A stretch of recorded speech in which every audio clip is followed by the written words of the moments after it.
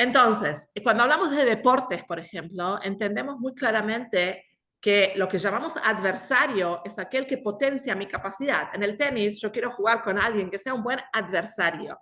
Yo no sé jugar, pero alguien que sabe jugar no quiere jugar con un nene de 12 años que está empezando a practicar con la raqueta. Quiere un adversario. La palabra adversario no es negativa en este caso, es aquel que me va a ayudar a sacar todo el potencial, ¿verdad? A desarrollar mi potencial.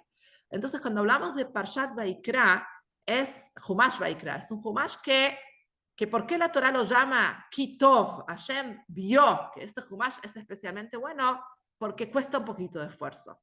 Entonces el mensaje es que a pesar de que vivimos en el 2025 y a pesar de que queremos todo rápido y todo fácil y todo instantáneo, seguimos cultivando y trabajando esto, ¿no? De que los procesos importantes requieren de esfuerzo. Nadie llegó al éxito laboral o académico o en vínculos familiares o en el área que sea espiritual sin esforzarse, ¿no? Hay toda clase de lemas y de stickers, ¿no? A veces esas camionetas 4x4 espectaculares y muchas tienen el cartelito, no envidies mi progreso si no sabes de mi esfuerzo y no, cosas similares, pero lo que nos enseña es que tenemos que esforzarnos. Y cuando hablamos de estudiar Torah, también ese es el mensaje, ¿no? Uno tiene que tratar de superarse de alguna manera. Y hoy en día, la verdad que Baruch Hashem, hay un montón de textos en español, hay un montón de clases, hay una riqueza muy, muy grande. Yo estoy dando, por ejemplo, una clase los jueves a la mañana de un tema que yo nunca estudié antes. Y la verdad que entro en internet y puedo escuchar 10 horas de clase antes, ok, tengo que prepararme, ¿no? Pero está todo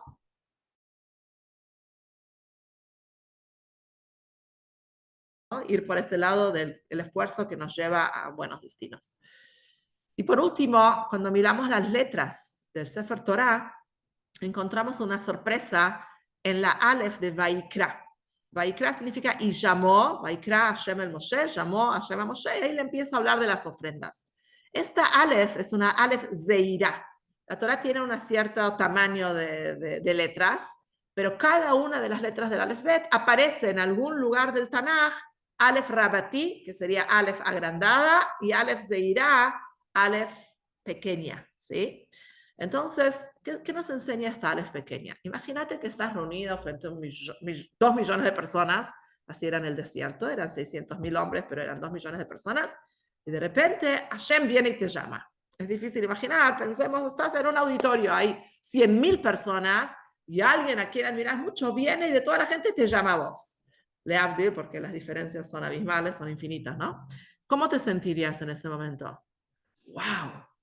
Me llamó a mí, ¿no? Como ocupando mucho lugar, como el centro de atención de alguna manera. Imagínense acá Moshe.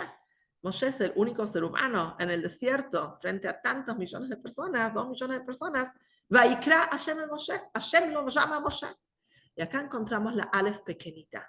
Moshe, en ese momento de tanta presencia que normalmente uno sentiría, él se caracterizó por humildad. Y dice, Moshe, humildad. Si vos entras a un salón de fiestas y te dicen, busca o te muestran vieron que hay libritos que te muestran un dibujo, busca al vago, al trabajador, ¿no? Al artístico, busca a la persona humilde en este salón de fiestas. ¿Dónde vas a buscar? No buscas arriba del escenario. Buscas atrás, buscas al lado del cortinado, buscas ahí en la puerta, ¿no? No arriba del escenario. Y Moshe está arriba del escenario. Moshe va a hablar con el faraón, Moshe saca a los judíos de Egipto, Moshe hace las 10 plagas, Moshe sube a recibir la Torah, Moshe. Ay, bien ahí adelante.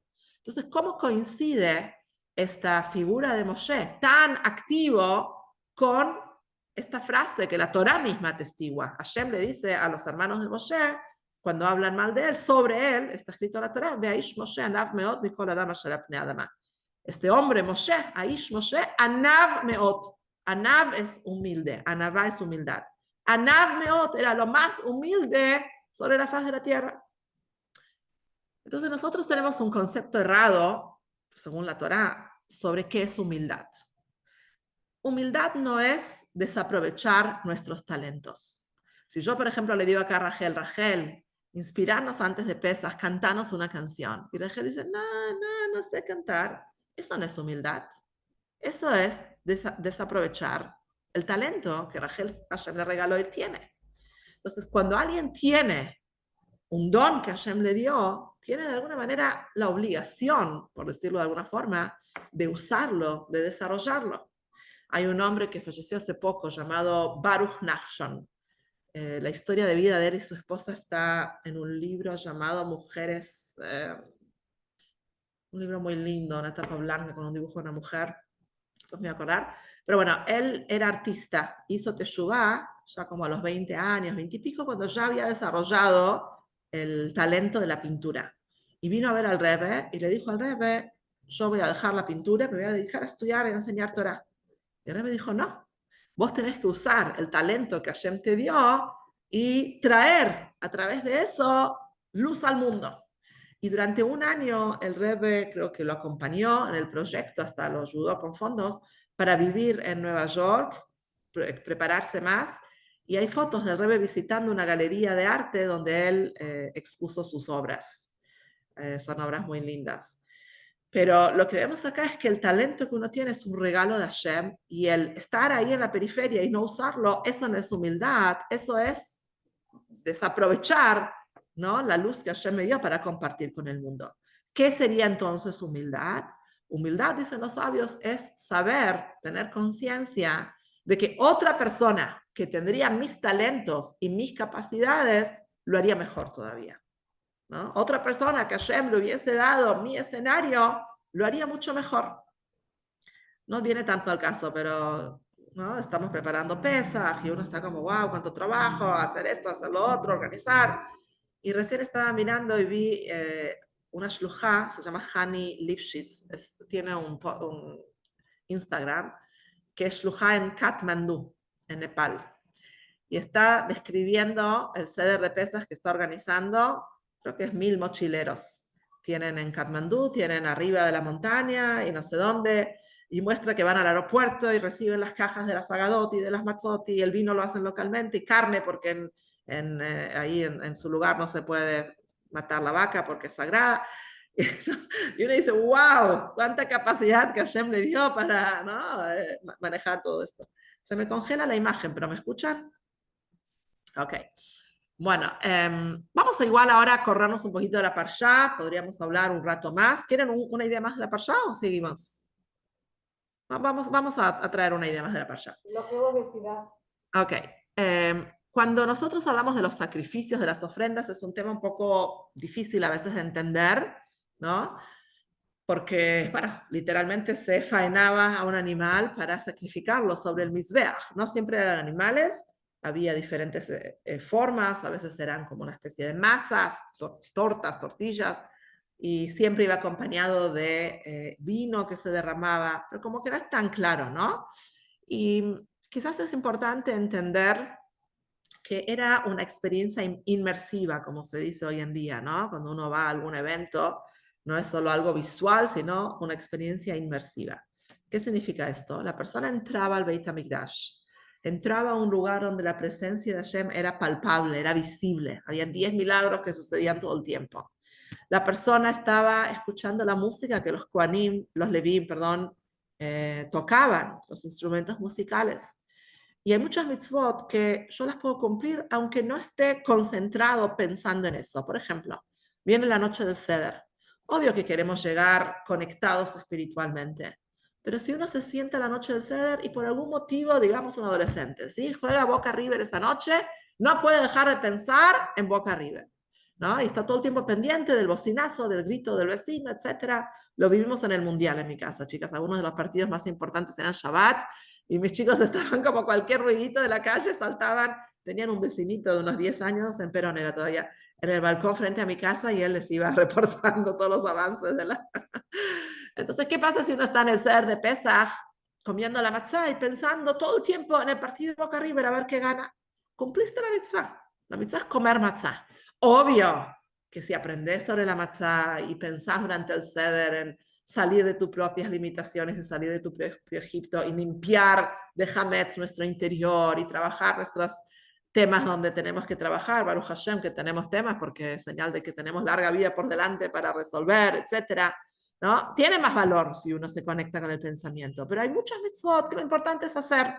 y lo no tan importante es sentir. Vos ves al hijo de tu vecino con un zapato agujereado caminando por la calle, con que sientas mucha ternura y compasión y no sé qué, no logras nada. Pero si vos le das un par de zapatos nuevos, o no sé, buscas la manera de que la familia esté mejor, ahí lograste lo que tenés que lograr. Pero en el Corbán había que estar con el pensamiento todo el tiempo conectado con lo que estaba pasando. Si la persona del pensamiento se iba a otro lado, ya ese Corbán no servía, había que reiniciar. Entonces vemos que no era solo un acto, era como un proceso que la persona transitaba y vivía.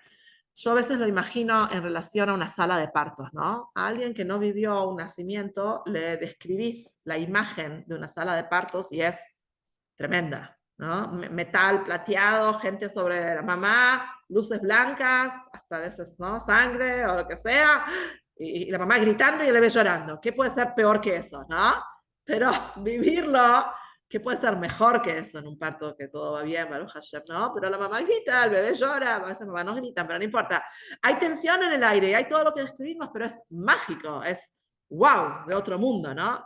Entonces, bueno, no vivimos la experiencia del Corbán, pero sí es importante entender que era una vivencia donde no solo se fue a un animal y nada más, sino todo un proceso donde la persona, como la palabra lo indica, Corbán es Karov.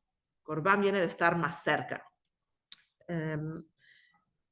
Y para cerrar esto, vamos a hablar de los 4 mundos que estaban involucrados en un proceso de un Corbán. Nosotros sabemos que está la pirámide, está el ser humano, el mundo animal, el mundo vegetal y el mundo mineral, ¿sí? En hebreo se llama, vamos a empezar de abajo para arriba, Domem, Someach, Hay, Medaber. Y estos 4 mundos estaban involucrados en el momento de un Corbán. En otras palabras, la Kabbalah nos enseña que nuestro rol es lograr la elevación de los mundos. Si yo agarro algo inanimado, como es el aparato que ustedes tienen frente a ustedes, sea un celular o una computadora, ¿no? Y estoy estudiando Torah, no hay dudas que lo estoy elevando. Si yo agarro un pedazo de carne y lo cocino para Shabbat, y es kasher, lo estoy elevando, ¿no? Si yo estoy muy cansada y ya no tengo voz, y tomo un vaso de agua y con eso me hidrato y tengo fuerza para atender a mi familia, a mi propio bienestar o lo que sea, lo elevé, ¿no? Y así en todas las áreas. Entonces en el Corbán estaban involucrados los 4 mundos. Está la persona que trae el Corbán, está el animalito que se ofrenda, está el vino o esa masa que venía acompañando, y en todos los Corbanot había que tener melach, sal. Alcohol, Korbanjat, Akrit Melach, en todas las ofrendas siempre había sal. Entre paréntesis, nuestra mesa de Shabbat es un altar, es un mizbeach. En nosotros, en nuestra fe, en nuestra creencia, no hay divisiones entre nuestra vida espiritual y nuestra vida física. El yudí come como un yudí come, el yudí se relaciona en la intimidad como la Torah indica, el yudí se viste como la... O sea, no hay un mundo segmentado del otro. Entonces, nuestra mesa en general, y ni que hablar, nuestra mesa de Shabbat, es un mizbeach, es un momento de conexión con lo espiritual también, y por eso en la mesa de Shabbat se pone siempre sal. Hay una costumbre de que cuando se saca la mesa, se puede vaciar todo y cambiar y poner un mantel limpio si se ensució, pero sobre la mesa de Shabbat es lindo que queden la jalot y la sal hasta que se termina el Shabbat. Así me enseñaron a mí, no lo había escrito, pero es la costumbre.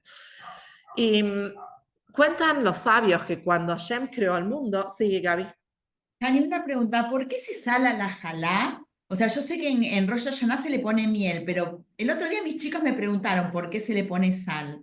Y creo que tiene que ver con esto que estamos hablando, que en todos los korbanot había sal, y lo que estamos mostrando es que un acto material, ¿no? Como sea comer, de la manera apropiada, en el momento apropiado, Shabbat y comida kasher, celebrando un momento así, es un momento de conexión y elevación, nos remite a esto del altar, de los korbanot.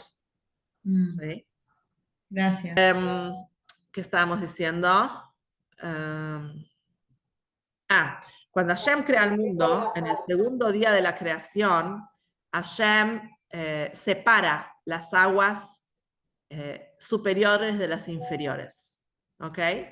O sea, Hashem separa las aguas que están conectadas con el más arriba y separa de las aguas que nosotros conocemos, ¿no? Esas que hay detrás de Tali, por ejemplo, ahí en el puente de San Francisco, ¿es esa? ¿Dónde es?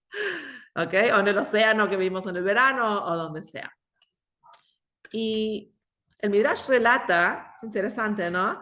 Que las aguas lloraron frente a Hashem, las aguas terrenales, las aguas inferiores, y dijeron, nosotros queríamos ese lugar de elevación, ¿por qué nos tocó quedarnos acá abajo en este mundo que a veces puede ser complicado, ¿no?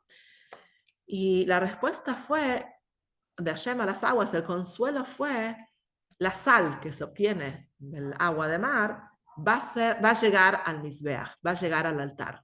¿Qué significa esta respuesta? ¿Y qué enseñanza tiene para nosotros? Y es un poquito parecido a lo que veníamos hablando. El agua puede parecer únicamente agua, pero nuestra misión es encontrar en cada cuestión de la vida eso que puede subir al altar, eso que lo podemos conectar con algo que le dé sentido, le dé significado. En la casa de uno puede tener muchos objetos y no hay ninguno que choque, entre comillas, con este concepto, menos, quiero aclarar esto, menos las cosas que la Torah prohíbe, ¿no? Por ejemplo, una comida no kasher, un símbolo de idolatría, una mentira, una palabra que salía de mi boca que es mentira. Esas son prohibiciones, donde hay un cartel que Hashem dice acá, no te quiero interactuando, córrete de acá. Pero todo lo demás que tenemos, todo este espacio tan amplio del mundo, miremos alrededor nuestro, ¿no? Todo lo que tenemos en nuestro hogar, probablemente todo eso utilizado de forma correcta puede llegar al Mizbeach. Yo soy el Cohen que elijo traer todo esto al Mizbeach. Mañana quizás vamos a comer jalá, ¿no? A la noche. Y jalá representa eso. Hol, jalá está compuesto por la palabra hol. Hol es cotidiano, profano. Hey, es Hashem. Yo agarro una masa, harina, agua, huevos, azúcar, que es hol, no es nada sagrado, y separo un pedacito y digo la brajá, lo pongo en la mesa de Shabbat, le mando a alguien que no se siente bien un abrazo así de Shabbat, previo Shabbat de Halot, ¿no? Entonces son un montón de maneras donde algo que era nada, profano, de repente pasa a ser de vuelta conectado, ¿sí? Bueno, vamos a ir ahora un poquito a Pesaj. Me molesta que estoy ahí estática, pero bueno, no importa. Vamos a ir ahora a Pesaj, y la verdad que Pesaj es muy amplio. Voy a muy rapidito hacer como un repaso de estos días previos y vamos a ver si podemos despedirnos con algún concepto un poco más así, digamos, inspiracional en relación al Hag. En estos días previos, como hablamos un poquito la semana pasada, uno se va preparando para el Hag. El requisito de la halajá, de la ley judía, es que no haya miguitas de pan o de cualquier hametz visible en la casa. Lamentablemente nosotras lo traducimos las mujeres en un estrés crónico de limpieza de Shabbat, cuando en verdad no es así, pero bueno, cada uno lo maneja como puede. Lo importante es vivirlo con alegría, porque el otro día yo hablaba en un shiur que nuestras abuelas tenían una frase que era si schwer zu sein ait, es difícil ser judío, y suspiraban, ¿no? Venía acompañado de un suspiro. Y era muy real. Lo que nosotros vivimos en el 7 de octubre, ellos lo vivían más o menos 24/7, ¿no? Pogroms todo el tiempo, no tenían ni siquiera ¿no? Todo lo que nosotros tenemos hoy en día. Pero hoy, 2025, tenemos que vivir el judaísmo de una manera totalmente diferente. Primero porque estamos cerca de Mashiach, y Mashiach es la transformación de todo ese dolor y tristeza en alegría. Y segundo porque qué joven 2025 va a querer comprar un producto que cuando lo usaste quejas y suspiras, ¿no? Entonces tenemos que buscar la manera de transmitirles lo real. Pesaj es un hermoso hag, y de hecho cuando nos saludamos decimos Pesaj kasher besameach, ¿no? Que sea kasher, pero que no sea kasher a costa de sameach, de alegre. Se puede lograr que sea kasher y que sea sameach, ¿sí? Entonces, bueno, en la práctica se limpia. Los detalles de cómo se casheriza la cocina, la que quiere me puede preguntar, pero hay técnicas, digamos, halágicas de cómo transformar mesadas, hornallas, hornos que se usaron durante todo el año para hametz, para poder ser utilizadas para que sea kasher le pesaj. La mayoría de las cosas se puede, hay ciertas cosas que no, pero la mayoría de las cosas sí se puede de la manera, con un proceso correcto, transformarlos aptos para pesaj. Hay gente, quizás alguna de las bobes de ustedes vivían de esa forma, hay gente que tiene todo un arsenal de platos, cubiertos, etcétera, ollas de Pesaj, y quizás hay muchas bobes que contaban que, que pintaban en su casa, ¿se acuerda la bobe de Hungría, de Rumania, de Polonia, donde sea? Como se acuerda que pintaban para Pesaj la cocina, ¿no? Como todo eso de la renovación, la transformación. Bueno, la noche previa a Pesaj se hace lo que se llama Bedikat Hametz. Se revisa la casa, hay un texto, ¿no? Y se utiliza una pluma, una cuchara de madera, se esconden 10 pedacitos de pan bien envueltos, porque después de que limpiamos no queremos miguitas. Pero yo digo la bendición, un hombre o una mujer lo puede hacer, bendito eres tú Hashem, que nos ordenaste erradicar el Hametz. Entonces, si no voy a encontrar nada, no tiene sentido la brajá. Por eso se esconde y es lindo involucrar cuando hay chicos a que ellos ayuden a esconder estos 10 paquetitos de pancitos. Eso se guarda y se recita en ese momento un texto llamado Kol Hamira. Kol Hamira es un texto en arameo porque era un texto para que todos entiendan, sería lo equivalente a castellano hoy. Y si uno probablemente no entiende arameo, es bueno leerlo en español, donde decimos que todo el hametz que tengo en mi posesión lo quiero erradicar y si hay algo de hametz que yo no vi, que sea como el polvo de la tierra. Y al día siguiente, temprano a la mañana, antes de cierto horario, que les voy a pasar la info por escrito pronto, se deja de comer hametz, o sea, se puede desayunar hasta las 10 y pico con una facturita, con un alfajor, con una, no sé, lo que cada uno le guste, pero a partir de 10 y pico, les voy a pasar el horario exacto, ya no consumimos hametz y una hora más tenemos para quemar el hametz. Se hace una fogatita, ¿no? En un balcón, en un patio, no tiene que ser algo muy grande, y se queman ahí esos 10 pedacitos de pan que uno encontró la noche anterior. Paralelo a toda esta preparación, es muy importante vender el hametz. No es un chiste la venta del hametz. La venta del hametz es real. O sea, yo realmente le entrego un papel al Rav que dice que toda mi posesión hametz no va a ser mía durante Pesaj, y el Rav hace un business deal, hace un contrato y todo con alguien no judío, donde le vende todo y tiene que ser algo muy específico, por eso lo hacemos a través del Rav, porque hay requisitos. Yo me acuerdo, no últimamente, pero cuando yo era más chica, yo salía del Shil Pesach cuando terminaba el Hag y veía al señor no yudí que compró el Hametz parado en la puerta de la casa del Rav porque había que hacer la nueva compra, ¿no? Y el Rav decía que no se puede abrir el placar y usar los fideos que vendiste hasta por lo menos media hora después del Hag porque todavía no es tuyo, está vendido, ¿sí?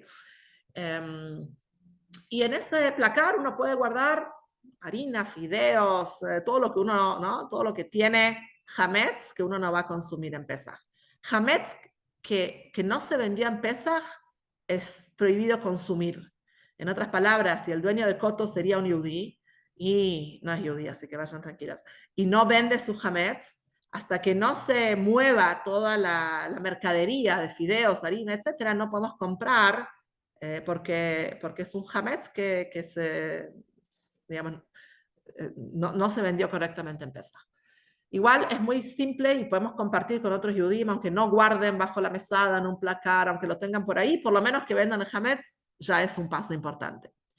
Bueno, y llega entonces el día de Pesaj. Vamos a hablar del carrito del supermercado. No voy a entrar en todos los detalles de si a uno le gusta banana, manzana, eso, pero lo importante. Entonces vamos a hablar de las matzot. Nosotros consumimos matzot que se llama matzah shmura. Hoy todas las que hay en el mercado creo que son matzah shmura. Matzah shmura significa cuidada, o sea que se cuidó el trigo desde el momento de la cosecha que no entre en contacto con agua.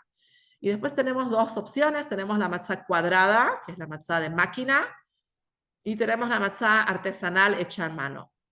Obviamente que nuestros hermanos Yudim en el año 2448, cuando salieron de Egipto, no usaron matzot hechas a máquina, sino que ellos usaron matzot hechas a mano.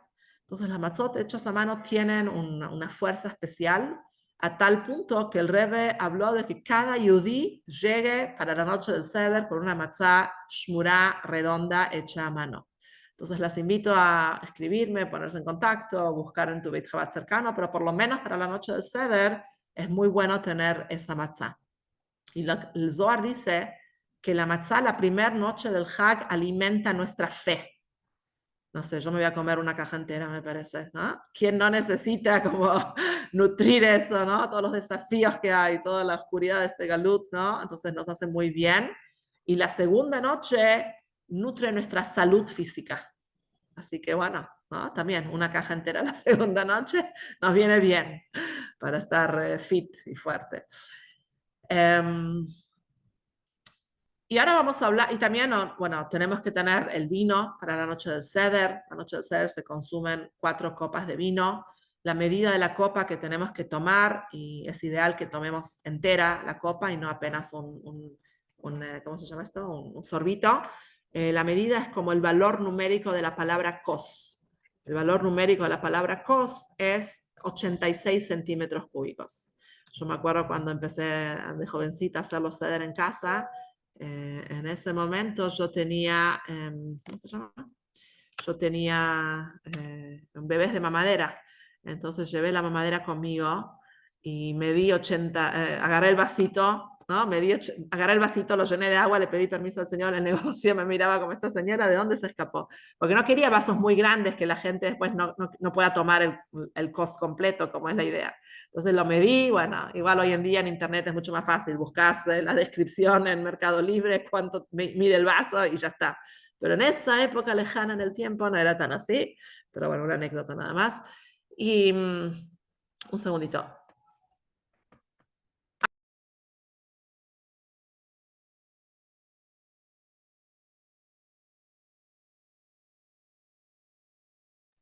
Ok.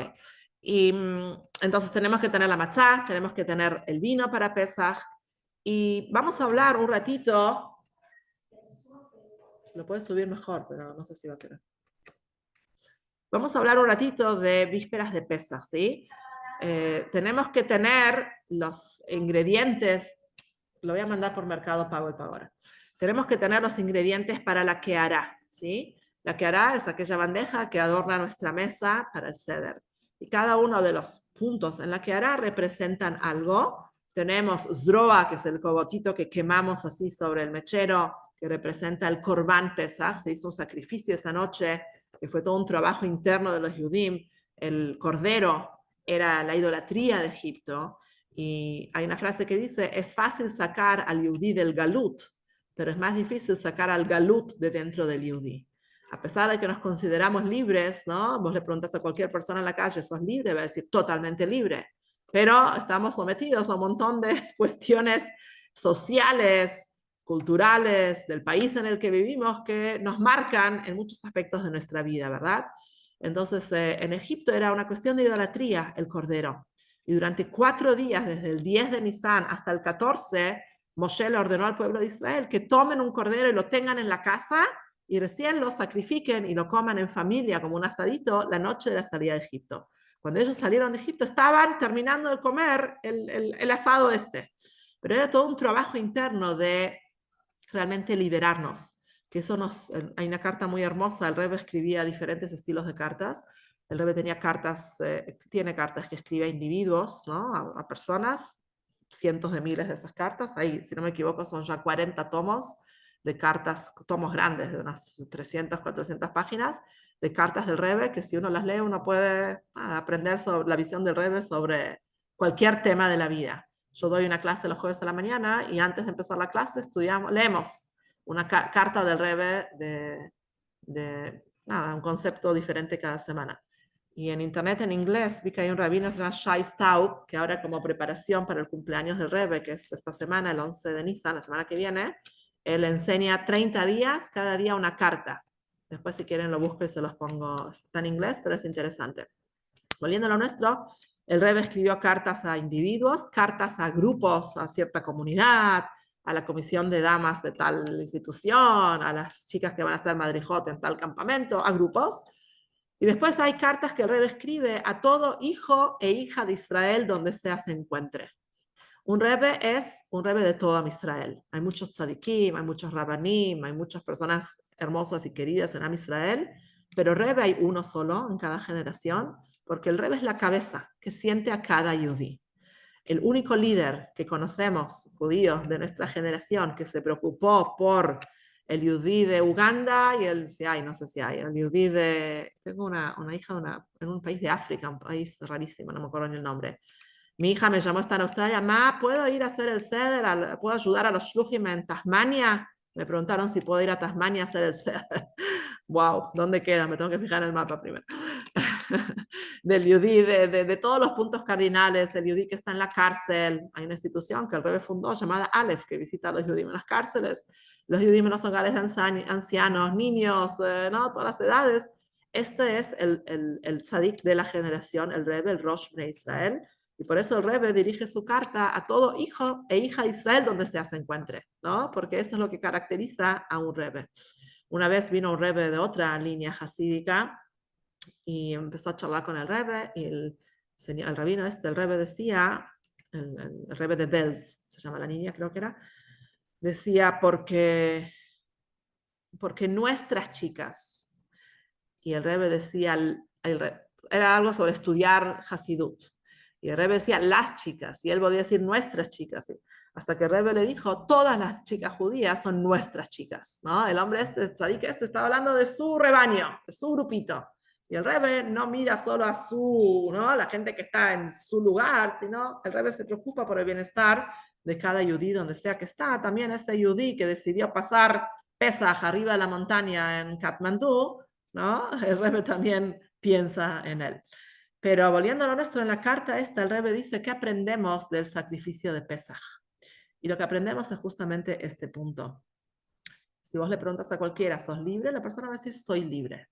Pero así como los judíos en Egipto tomaron el corderito y la Torah dice que lo tenían que hacer como al espiedo, rolló al krav, la cabeza con su pancita, su interior y las patas, todas sobre el fuego al mismo tiempo. Que el Rebbe dice, una vez puede estar sometido a ciertas cuestiones que no son yudim, pero son, ¿no? de la esclavitud de alguna manera, del entorno, impuestas por el entorno en el que estamos sin que nos demos siquiera cuenta. Eso nos puede pasar a nivel intelectual, académico, porque el pasuk dice que había que agarrar al animalito roshó, la cabeza. Kraav es como los deseos, como las entrañas, ¿no? Los deseos, las pasiones. Y roshó, Kraav, al kirbo, y bueno, lo tercero no me acuerdo ahora, qué representaba, se me fue. Pero bueno, la idea es esto, que no quede como, bueno, estamos en la noche del Seder haciendo algo que tiene que ver con un suceso de hace 3.300 y pico de años atrás, porque eso la verdad, ¿no? Quedó. Viste que a veces le Avdil viene un feriado y preguntamos, ¿y qué estamos celebrando? Y a veces parece tan como desconectado de nosotros, ¿no? Como, no sé, no, ni sabemos muchas veces. Entonces, sin disminuir la historia del país en el que vivimos y la cuales somos ciudadanos, pero nosotros como Yudim tenemos que ser muy conscientes y ejercitar mucho esta idea de que no estamos solo recordando algo del pasado, sino la limpieza del Hametz es actual. Estoy limpiando mi casa y puedo usar mi cabeza al mismo tiempo que uso mis manos para limpiar. Puedo usar mi cabeza o cuando termino para reflexionar qué Hametz quiero erradicar, qué midá, qué atributo que no me beneficia y que no me ayuda a crecer. Puedo trabajar en mi interior y tratar de mejorarlo. Entonces, estábamos hablando de esto, que todo el concepto de Pesaj es que no quede en el recuerdo, sino ver cómo lo transformamos a algo actual y presente. Y de hecho, la palabra Pesaj significa saltar, ¿no? Y toda la idea es que en este Hag se abre en el cielo una energía especial que podemos de alguna manera dar un salto sobre aquellas cosas que nos autolimitan, aquellas cosas que nos hacen difícil como brillar más. Pesaj es como ese momento, y de hecho uno de los rebes, el quinto rebe de Chabad, le dijo a su hijo, que era un nene chiquito, le dijo, durante todo el ceder de Pesaj podés pedir, es un momento para pedir, y especialmente cuando se abre la puerta del Yahu Anabí. Y ahí el padre le dijo al nene, por más que tenía solo creo que 9 años, le dijo, pedí cosas espirituales, no pidas cosas materiales. Pero podemos quizás nosotros hacer ahí un mix, ¿no? Un poco y un poco. Bueno, y por último, la noche de Seder es una noche donde Baruch Hashem, nosotros estamos acá y sabemos que la semana que viene es Pesaj y seguramente planeamos ya nuestros Darim, pero hay Udim que no saben que viene Pesaj, ¿no? Y no saben el concepto de Pesaj o no saben que es pronto, etc. Y el Rebbe habló mucho de incluir a cada yudí posible en la mesa del Seder. Acá en Argentina hay muchos tarim comunitarios. Recién vi también un videito de la Shluchá de Bariloche, que creo que dijo que tienen mil mochileros, consiguieron un salón muy grande para la noche del Seder. Y toda la idea es esa. El Rebbe hablaba de que en la Gadá hay 4 hijos: sabio, malvado, el que no quiere, el que no sabe preguntar, eh, y el simple. Pero el Rebbe dijo, hay un 5.º hijo, que el 5.º hijo es aquel hijo que ni sabe, que no figura en la Gadá, porque no está en la noche del Seder. Y a él es a quien tenemos que salir a buscar, ¿no? Entonces, salir a buscar no hay que ir muy lejos. La farmacia de tu esquina, tu propio edificio, la vecina de al lado, la chica que hiciste gimnasia y quedaste en contacto, ¿no? Todos estamos llenos de contactos que podemos mirar alrededor y o hacerle llegar una matzá, o por lo menos contarle qué es el ceder, o invitarla a un ceder. Y no sé si contamos esta historia, es una historia muy preferida mía, así que no sé si la conté en el pasado. Les conté la historia de la familia en el Bronx, que el Rebbe les hizo llegar matzá. ¿No se acuerdan? Bueno, vamos a estar con esa historia. Lo que quiero transmitir es que este pedido del Rebbe, cuando uno es de alguna manera el yudí que le golpea la puerta a otro yudí recordándole que es Pesaj, uno en ese momento está haciendo la extensión del Rebbe, porque la halajá, la ley judía, es que un enviado es como la persona misma, que nunca sepamos, pero cuando hay un get, por ejemplo, un divorcio, no hace falta que las dos personas se crucen en el tribunal rabínico, a veces hay mucha tensión y no es apropiado que se vean. Entonces ahí el tribunal designa un enviado y ese enviado tiene la fuerza alágica como la persona que tiene que enviar el get. No importa el detalle, pero en la halajá se ve que shluchó shel adam kmoto, está escrito en la ley judía. El enviado de alguien es como él mismo, ¿no? Entonces cuando nosotros nos acercamos a otro yudí, estamos conectándonos también con el Rebbe que nos pidió este pedido tan especial. La historia esta pasó en 1958 con una persona que lo pueden googlear, vive hasta 120 años en California, es el rabino Shlomo Kunin. Es un rabino muy enérgico, hoy ya es un hombre más grande, pero muy así, mucha fuerza y mucha eh, energía. Y él era un joven en esa época y el Rebbe mandaba matzot a todas las comunidades del mundo. Quizás, o sea, no solo, no cajas de matzot grandes, sino matzot como para hacerles llegar. Me acuerdo acá en el templo nuestro que el rabino Grunblatt, la primera noche de Pesach, repartía después de la tfilá pedacitos para cada familia de las matzot que el Rebbe mandó. No eran cantidades impresionantes, pero alcanzaba para los que estaban ahí. Pero acá en este caso, este hombre, el joven este, pasa delante del Rebbe, era vísperas de Pesach, y el Rebbe le dice, le da una matzá para él, y le dice, te puedo dar una matzá que alcances a una familia que vive para tu dirección. Y él vivía en esa época en el Bronx, en Manhattan, arriba de todo, ¿no? Entonces él estaba muy honrado, claro. Y el Rebbe le da la dirección y le da la caja de matzá, y él se sube al subte, y el subte se detiene y no avanza, y hay ahí un tema hasta que él se baja del subte y se da cuenta mirando al cielo que ya está por oscurecer pronto y no va a llegar viajando a entregar la matzá e ir a su casa. Dijo, bueno, voy a caminar. Es una caminata larga, pero bueno, voy a hacer lo que Rebbe me pidió bien. Pero se sorprende cuando empieza a mirar alrededor, ve todos monoblocks, como edificios del gobierno para gente que necesita ayuda del gobierno. Se sorprendió, empezó a caminar, busca la dirección, golpea la puerta y abre la puerta un hombre alto, tatuado, sin remera, con el torso al descubierto. Y él se sorprende, ¿no? Pensó que el Rebbe lo mandaba a otro escenario. Y el hombre lo atiende medio así brusco, como son las costumbres ahí en esa zona. Y le dice, ¿qué querés? Y él dice, vengo de parte del Rebbe de Lubavitch, me mandó estas matzot para vos. Y ahí el hombre cambia de repente la actitud y le dice, esperamos un segundito, y va a vestirse, aparece con una remera. Y mientras tanto el rabino vio que en la mesa había un pan francés, o sea, no había muchos señales de que estaba empezando Pesaj. Y entonces él se puso a pensar, el rabino, ¿qué haría el Rebbe si estaría acá? ¿No? Si el Rebbe llega a la puerta de un yudí que no tiene Pesaj. Y entonces eso lo inspiró y él entró a la casa, el hombre lo hizo pasar y pidió que retiren el pan de la mesa, y él ve que entra la esposa embarazada, un embarazo avanzado de este señor, con 2 nenas no videntes, 2 nenas chiquitas ciegas, agarradas de la pollera de la mamá. Entonces ahí se dio cuenta por qué el Rebbe la mandó y se sienta en la mesa, traen vasos descartables, sirven agua, ¿no? Vino tiene que ser solo con sello kosher, no se puede consumir un vino que no sea con sellito kosher. Y él pone las matzot sobre la mesa y empieza a relatarles lo que sabe de memoria de la Gadá, de Pesach, cantar y contarles muchas historias de fe en Hashem, como Hashem nunca nos abandona, como los judíos fueron salvados de la esclavitud, como salir de Mitzrayim significa, ¿no?, salir de las limitaciones de uno y que Hashem siempre nos ayuda. Y así transcurrieron un par de horas.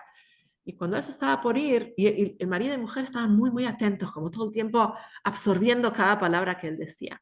Cuando se levanta y se está por ir, se anima y le pregunta al Señor, decime, ¿de dónde conoces al Rebbe? ¿Cómo conoces al Rebbe de Lubavitch? Hoy en día, no quiero dar ejemplos callejeros, ¿no? Pero el Rebbe llega a todos los rincones de la tierra. En Instagram uno ve, no clásicos ejemplos de gente que habla del Rebbe, pero bueno, será señal de que Mashiach está llegando y hasta las naciones del mundo se conectan también. Pero en esa época era diferente, o sea, el mundo era mucho más limitado cuando nosotros éramos adolescentes, ¿no? Tenías que estar en el lugar para poder conocer, no era todo tan global. Entonces el hombre le cuenta, le dice, mira, vos viste que tenemos 2 hijas ciegas, no videntes, y mi esposa quedó embarazada. Y el médico tajantemente nos dijo que tenemos que abortar porque el bebé va a ser ciego también y que ya tenemos mucho sobre nuestros hombros con 2 chicos ciegos. Y nosotros nos pusimos muy mal y no sabíamos qué hacer. Y yo trabajo en una curtiembre con los cueros.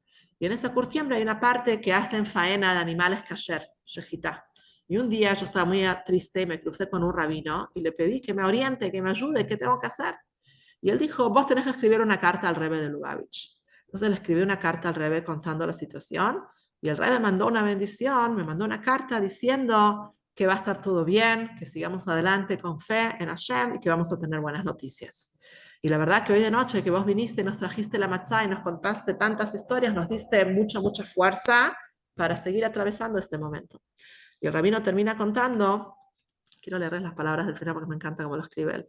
El rabino termina contando que, un segundo, ¿quién se lo manda ya? Ahí está. Él termina contando que al poco tiempo se enteró que nació un bebé varón a esta familia con visión sana, completa, sin ningún problema. Y años más tarde se enteró que las hijas, ambas se pudieron casar y tuvieron también chicos sin problemas de visión. Y él termina escribiendo con estas palabras que me gustaron. Hace mucho lo leí esta historia, me quedó muy grabado. Es imposible describir de verdad el amor del Rebbe a cientos de miles de Yudim y de no Yudim en todo el mundo. Lo mejor que yo puedo hacer es escribir sobre esta familia pobre en un barrio gubernamental, ¿no?, del Bronx, que vive en un edificio especial para ciegos y cómo el Rebbe trajo a la puerta de su casa emuná, fe en Hashem con sus propias manos. Pero en verdad las propias manos eran las manos de este joven adolescente, ¿no? Entonces podemos ser aquellas manos que acarician a otro yudí. Años atrás invité a una chica que estudiaba en el Mahón y ella me dice, ¿puede venir mi papá? ¿En serio? Claro. Me dice, mi papá es judío, pero es agnóstico, es profesor en la universidad en España y justo me viene a visitar y quiero que se sume. Le digo, dale, bienvenido. Y el hombre vino, se sentó en el ceder así muy como, me acuerdo que estaba todo el tiempo con el traje, muy serio. Viste que mi marido canta y no sé qué hay, Marina conoce, Gaby, ¿no? Rachel va a conocer y tal, y vos te tenés que mudar más cerca, si te puedo invitar.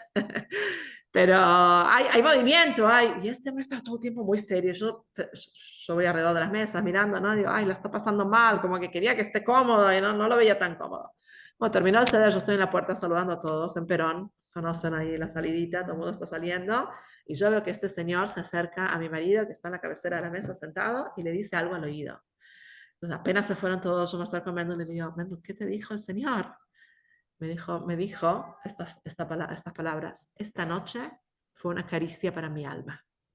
O sea que uno nunca sabe cómo el ceder de Pesaj o la conexión le puede llegar a un yudí, por más alejado que esté, es yudí, quiere estar en este lugar y quiere conectarse.